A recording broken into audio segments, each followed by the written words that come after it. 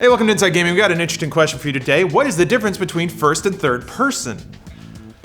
What is the difference between first and third person? What's the difference? What is the difference between first and... What is the difference between first, third person? First and third. What's the difference? What's the difference between first and third person? What's the difference between first and third person?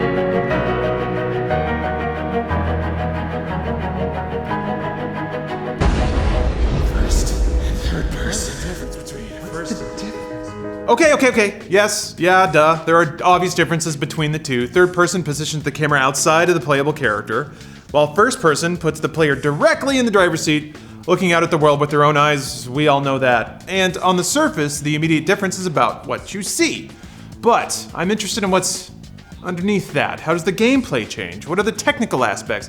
Why do people prefer one over the other? Is one better than the other? We're even going to talk about a couple of academic studies later. Should be fun. So for starters, when we talk about first and third person, it's usually through the lens of where the camera is. Hey! But the first thing to understand is that they are two completely distinct gameplay experiences, even if both are available in the same game. When Grand Theft Auto 5 came out to the new/current console generation, it included a first-person mode, which became a huge selling point. It was in a lot of the trailers, you probably remember. Unfortunately for anyone who had bought the game for the 360 or the PS3, the mode wouldn't be retroactively applied to the original versions. Now, if I put on my shrewd, cynical consumer hat, which incidentally is a fedora, I'd say that it was a calculated move to move more copies and incentivize console gamers to upgrade. Hold back one feature and dangle it like a sweet carrot at the end of a stick, just one console purchase away. Juicy, fresh carrot right out there, just right at arm's reach. Could you just imagine that delicious, tasty carrot? Sorry, where was I? Oh yeah. So after all, Rockstar had already done the hard part and made the game, why couldn't they just move the camera? Just jam it right in the person's chest, why not? Well, as you probably already know, since I just hinted at the beginning of this anecdote, there's a lot more to it than that. To make the added first-person point of view work, Rockstar had to create an entirely new set of animations for every possible action in the game. Gun reloads, opening doors, driving, fighting, jumping, vaulting, smoking, parachuting, kicking, swimming. God, you can do a lot in this game. Stabbing, drinking, flying, climbing, falling, etc. Plus, as detailed as Rockstar's Los Santos may have appeared from the third-person perspective, getting an incredibly close look at it in first person calls for even higher attention to detail in things like cars' interiors and building reflections. And on the previous console generation, GTA 5 was already pushing the memory on those systems to the absolute limits without any of this additional content. So let's say that they did just move the camera onto the shoulders of the existing character models and call it a day. If you've ever seen most user-created first-person mods for any game, you probably know what that looks like, and it's not pretty. It looks completely unnatural. Arms are swinging randomly in a frame, movement feels weirdly stagnant, but also jumpy and finicky at the same time. Just because that's how arms appear in actual real life in first person doesn't mean that's how they should be perceived in a simulation of a first-person perspective. Now, I gotta be honest here, I don't own many space lasers, but when I play Halo or any other first-person shooter, the perspective seems fine to me. You know, nothing seems particularly off. The guns are held the way I'd expect them to be held, and that's because the developer accounted for what a player like me would expect to see. This means positioning the character's arms at sometimes odd angles, which, although technically wrong, fool us into seeing what we think we should. It's more about perception than reality. In order to create a recognizably natural point of view, developers have to make some seemingly unusual choices. I saw this in a tweet thread somewhere once, but apparently the mannerisms of horses in animated movies are based more on dogs than real-life horses. You're such a good boy! Because we're more familiar and comfortable with that. It's more about what people feel than what's real. It's not about how a horse should realistically behave, but it's a shortcut to me understanding what I'm seeing and liking it.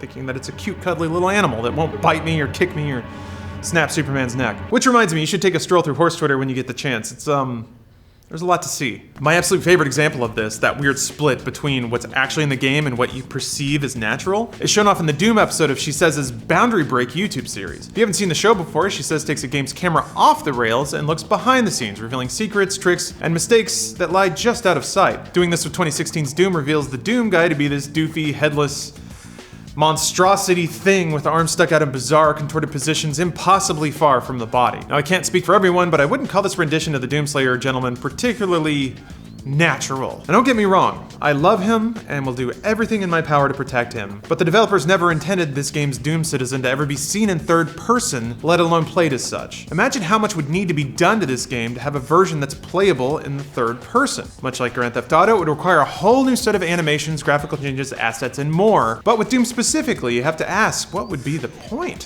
What would it add? Modern first-person shooters can essentially trace their lineage back to id's original Doom, so it feels like a fitting company to focus on. Before the first-person point of view was what it was today, it was an innovation from the team at id Software. At the time, games typically operated with a third-person overhead view, side-scrollers, you know, kiddie shit, right? None of these adult games that adult gamers like. Regardless, the game itself was always you controlling another game avatar on the screen. id wanted to change that with Catacomb 3D in 1991.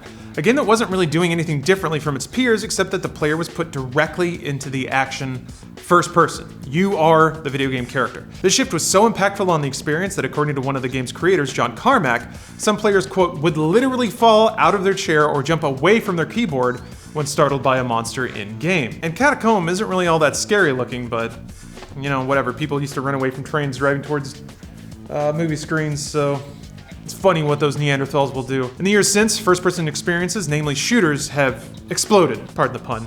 Call of Duty's generated over 1 billion in 2018 alone, and that's just one franchise. Part of why this genre has gained so much momentum over the years has to do with something called flow. It's a term coined by psychologist Mihaly hold on a second, I actually sounded this out last night. Mihaly Csikszentmihalyi, which is, quote, a condition of absolute presence and happiness. Sounds nice. It's good. Feel the presence of everything. Surrounds you, flows through you.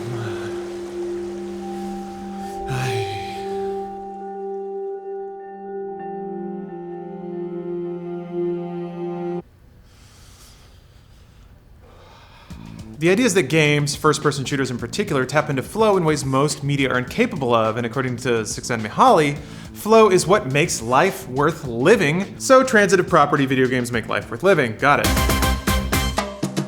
And I know whenever I want to feel like my life is worth living, I like to relax with a good book, drink a glass of wine, and just mow down a couple hundred Nazis who were trying to murder me. Just feels good, restores an inner sense of calm. So a study was conducted to dig into this relationship between gaming and flow, and found that games were the perfect combination of skill and challenge. From playing Half-Life 2, players showed signs of increased happiness, and their skin showed signs of arousal, which is an awesome thing for a skin to show. Participants reported, quote, a heightened sense of action as their own identity melted away.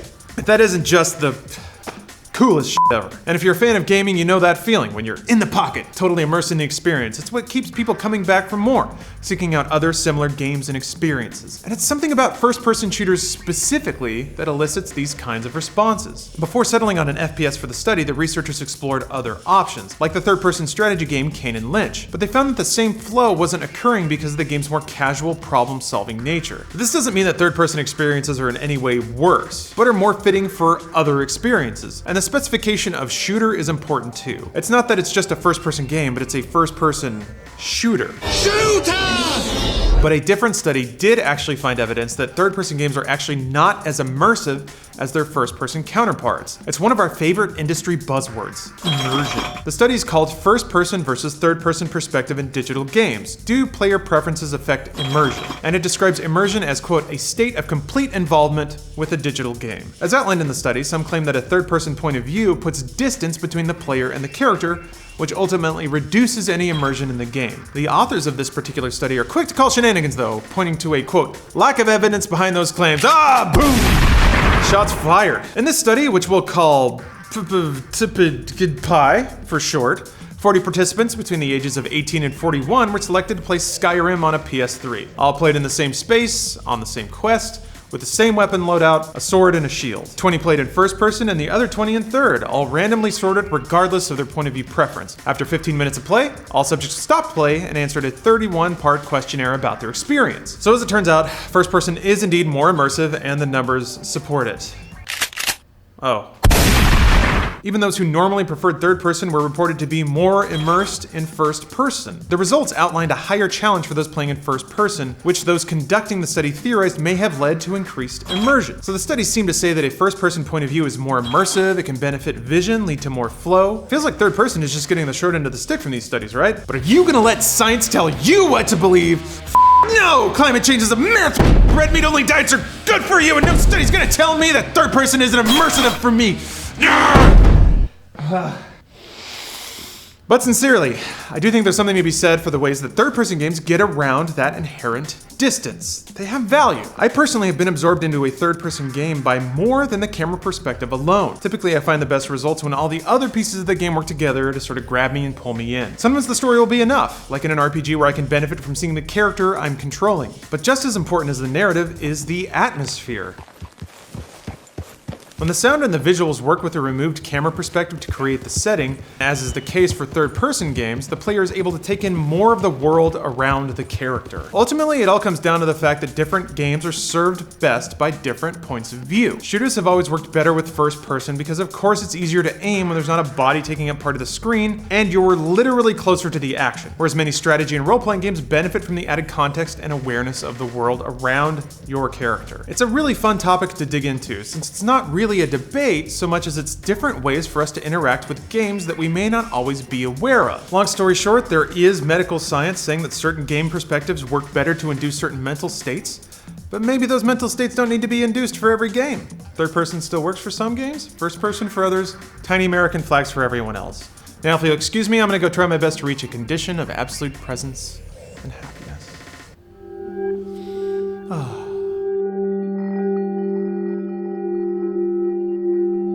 Climate change is a myth! Red meat diets are good! And no study's gonna tell me third person isn't immersive! Me, goddammit! It is a sequel to Rage. And it doesn't really get more complicated than that, No, which is it's strange. surprising because I didn't expect it to be a sequel to Rage. Everyone's been asking, is it like Mad Max? Because obviously Avalanche worked on it. Yeah. Is it like Doom? Because obviously id worked on it.